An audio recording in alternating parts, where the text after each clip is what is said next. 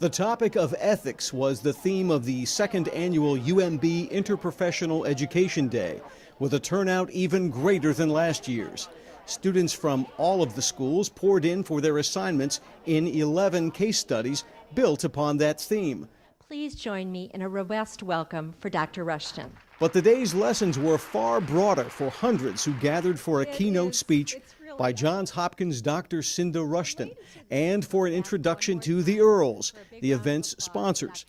After Nursing Dean Jane Kirschling thanked the Earls in her role as IPE director, she explained why and how students would learn key skills or competencies that educators agree are needed for collaborative practice in the future. And this is the framework that was laid out in the core competencies.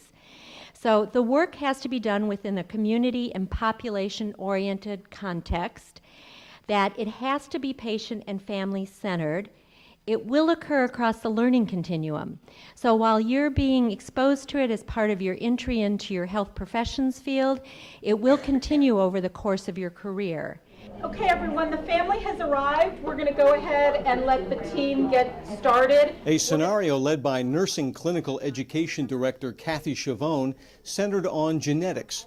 An expectant couple meets their team at a prenatal appointment where they learn the fetus appears to have multiple birth defects. Standardized patients help students sort out their feelings and professional roles, says the scenario leader. If you choose to have the baby, there's lots of different options to ensure that it's healthy.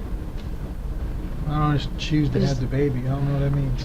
So she's pregnant, she's going to have a baby. Okay. So the standardized patients bring that realism to the situation. They bring that emotion. They really trigger those emotions in the students, and they really encourage the students to look at their own biases and stereotypes to ensure that that doesn't influence how the family is counseled.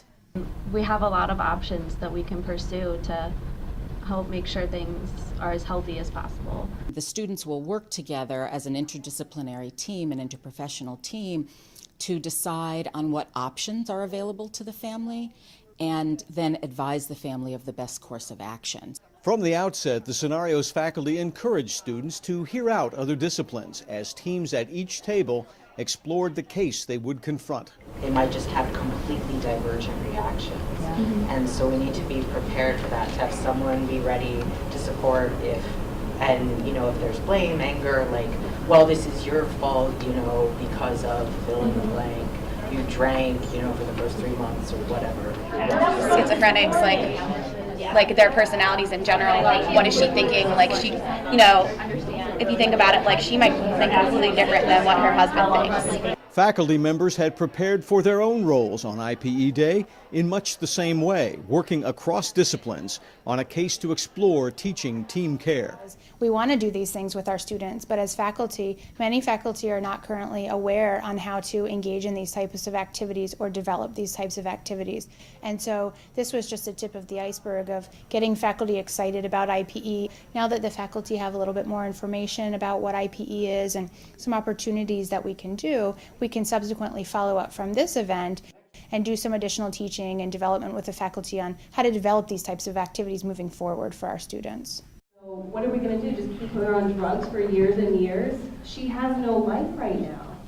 Everybody from different professors brought something unique to the table. So for instance, the nursing students, they talked about, for instance, kind of like the big picture things about, how do we care for this patient, but also the pharmacists, talking about medications, physical therapists, talking about their movements and whatnot. And so it was just very, it was reassuring in a sense that you were able to rely on a team that can kind of bring together their perspectives to best treat the patient.